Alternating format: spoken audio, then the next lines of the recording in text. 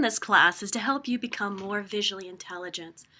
Visual intelligence suggests you can possess the ability to think in different, more abstract, and more perceptually oriented ways.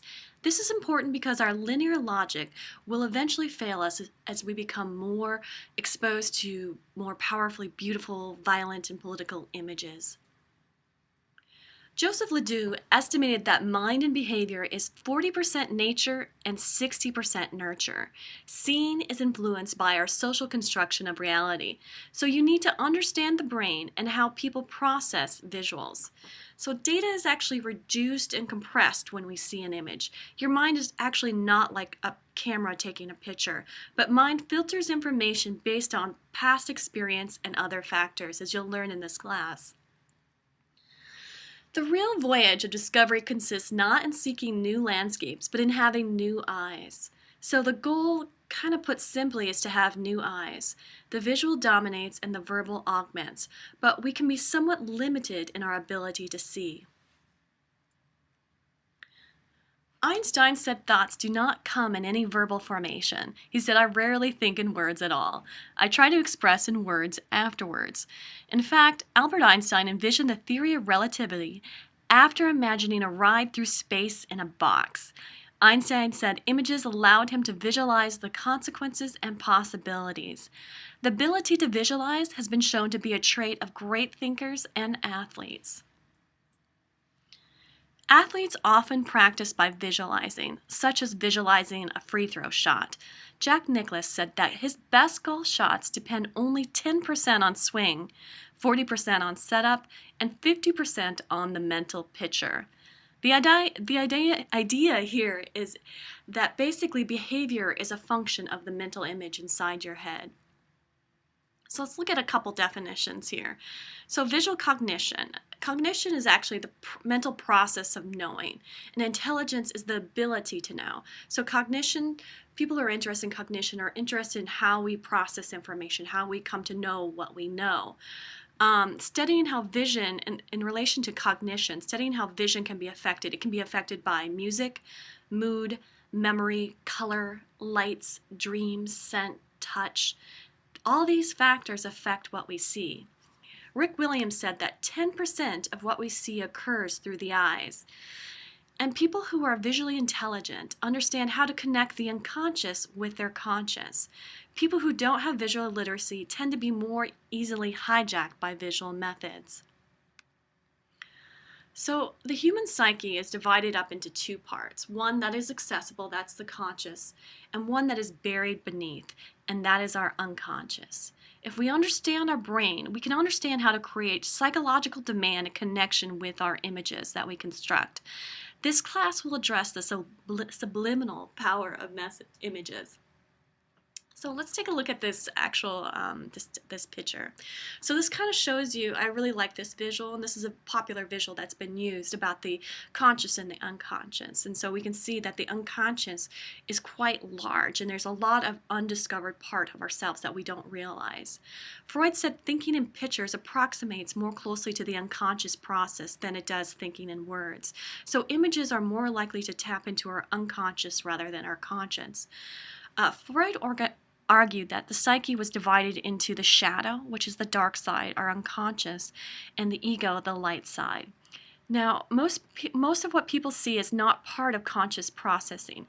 Most of visual perception is actually unconscious, an automatic act by which a large number of images enter and leave the mind without being processed. We usually only focus on significant things. Thus, it is important to understand dissonance is an important factor in visual communication, and that's a concept that I'm gonna repeatedly talk about in this class because it's an important part of visual communication. But what we need to understand is that images, a lot of time, basically are tapped into they reach our unconscious mind, and that's really, really important to understand.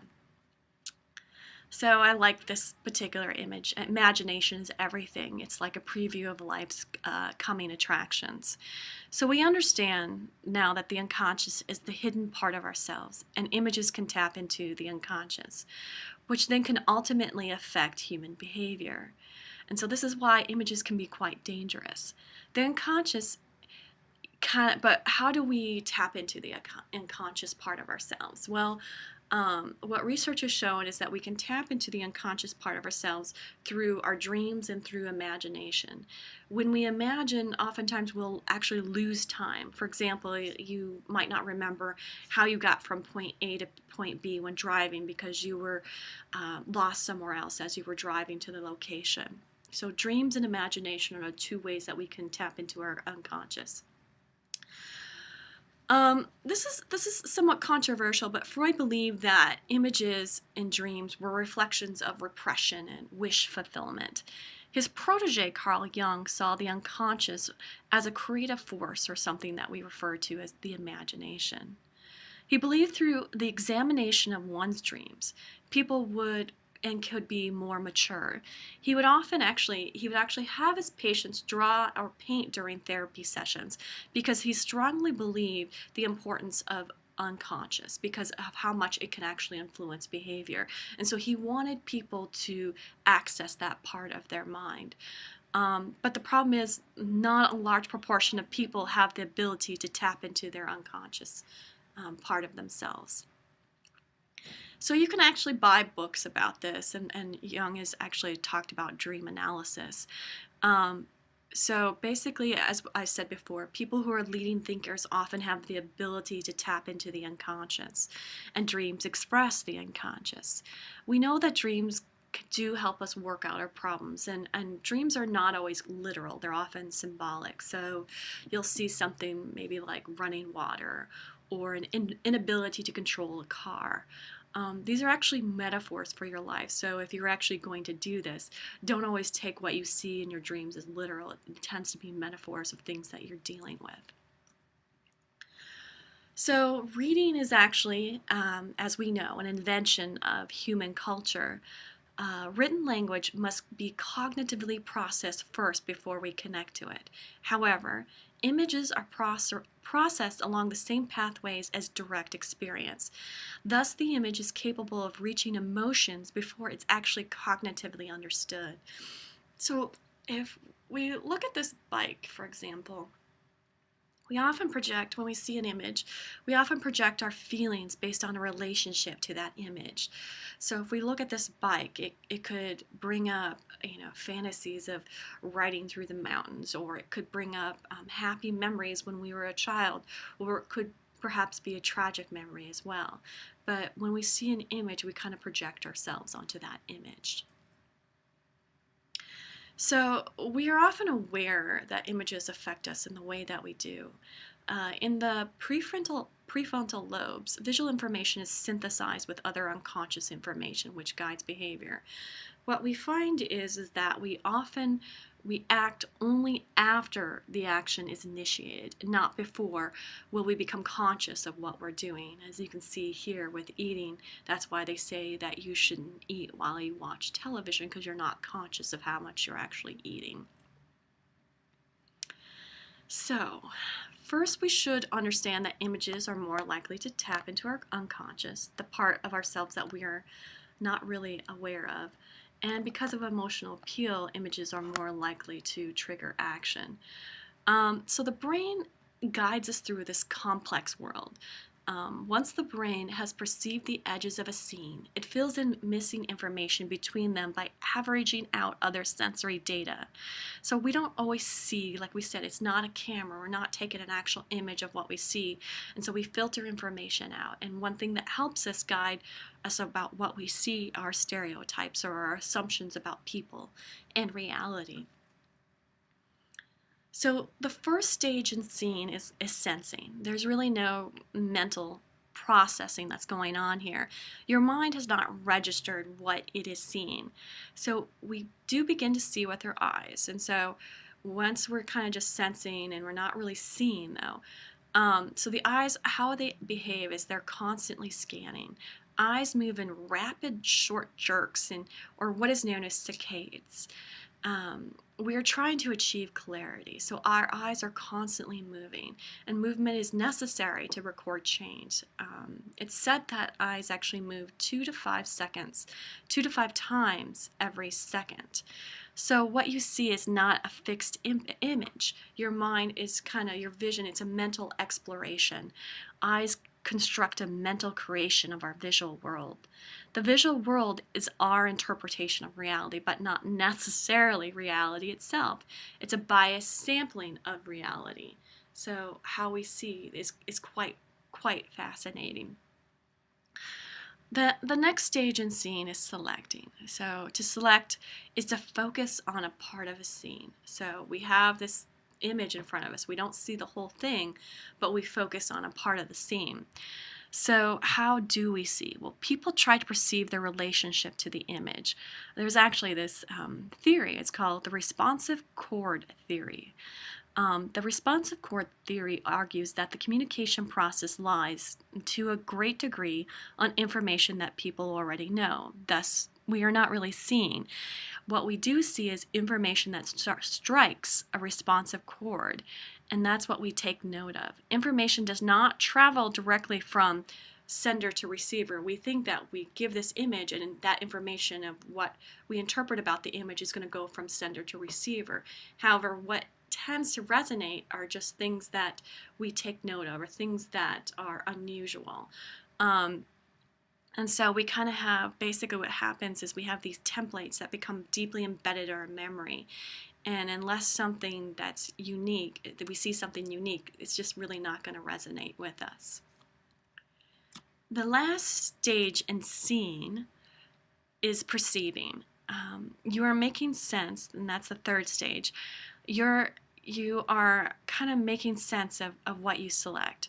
So perception is not based on direct contact with the environment, but what the brain is saying represents our environment. And as I said before, people attend to certain stimuli while they filter out other information. So vision is an active process of experiencing sensory data. We see through our interactions with the environment that this is a very complex process. We may think that we are rational human beings, but research contradicts that ideal line of thinking. Visual knowing is a reflection of prior experience, sensory information, and oftentimes cultural learning. Perspective is culturally learned. What we think is beautiful is culturally learned. Our own personal histories affect what we see. For example, Western societies tend to see linearly. Cuban artists tend to show their art from a diversity of perspectives. And stereotypes, as I have said, help us make sense of the world. We see when we notice differences between what we see and what we assume. So this is another example. For example, we understand and accept the reality, the parents' reality, that they're how they envision, that their baby's the cutest baby in the world. We know that it's biased, but we accept that actual bias. So this is really a mental configuration of reality. Rorsch understood that people project. They project their mental state on an image. So Rorsch developed this ink blot test as a means of diagnosing schizophrenia. He knew that people's reactions to ambiguous images was based on their condition, education, and socialization. These factors encompass your memory and influence ultimately what you see. So all these factors that he knows that basically when we look at this image, many of us will see something completely different.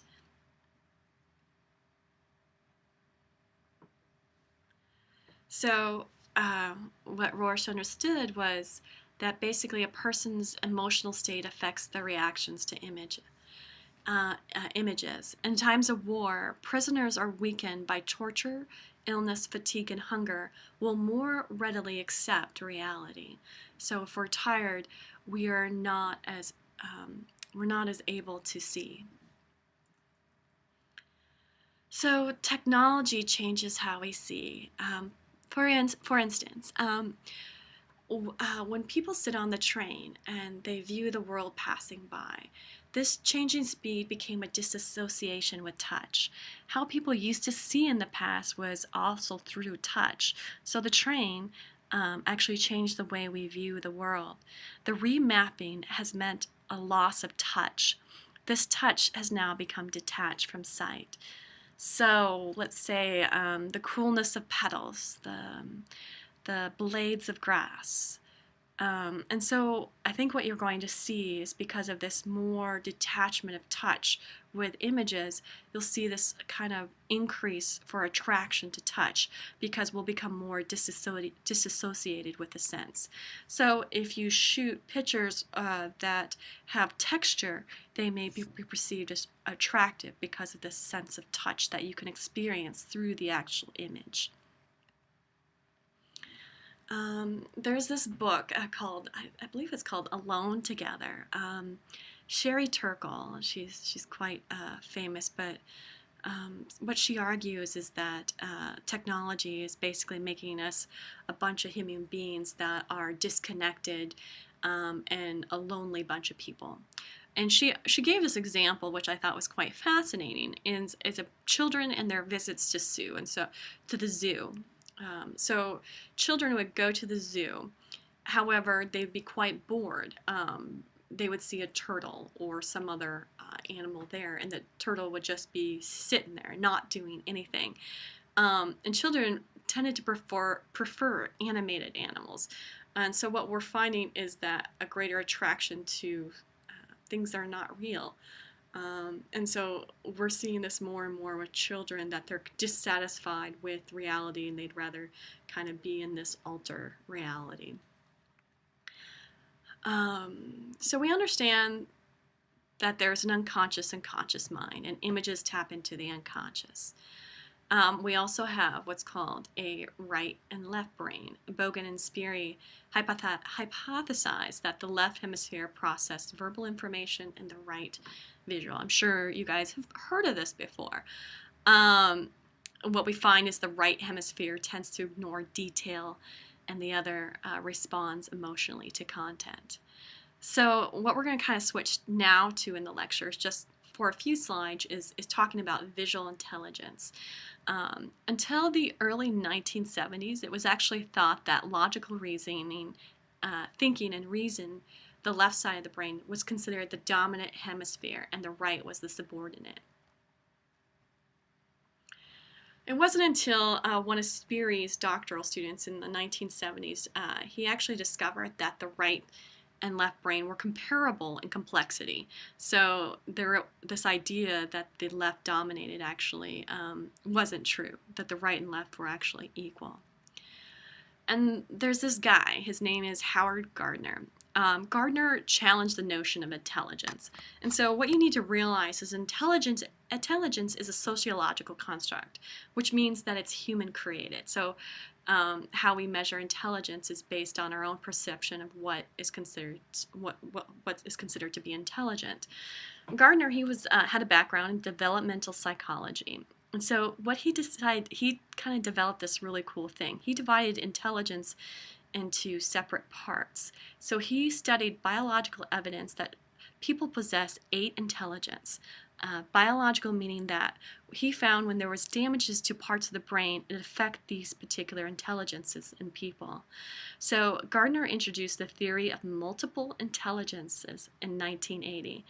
He says basically all of us possess a range of intelligence. There are certain people with musical, athletic ability.